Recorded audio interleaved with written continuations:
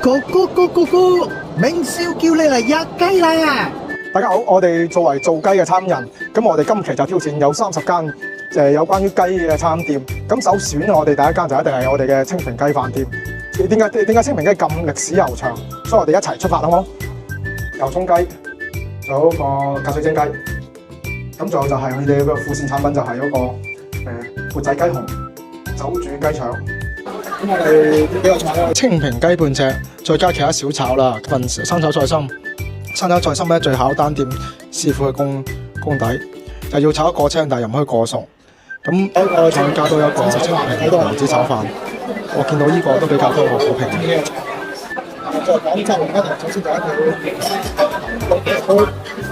咁啲餐具比較新鮮，啲花紋方面，雖然有個一攞開就會見到有呢個間店嘅專門嘅嗰個飯店名。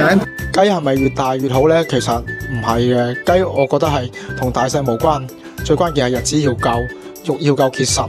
其實清平飯店做咗一個好好嘅傳承，就由一個舊嘅環境迭代到一個新嘅環境，一個新嘅場景，令到更多嘅後生都可以接受到呢個老嘅品牌。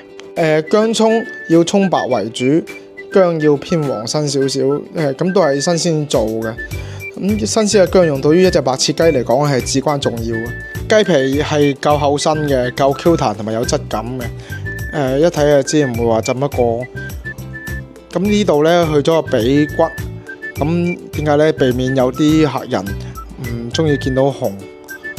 即係你話係水隻雞嘅呢個原味，有羹魚，有羹魚。呢個係水果青瓜。如果我自己食嘅話，就會加少辣。但係老廣咧就唔會接受辣嘅。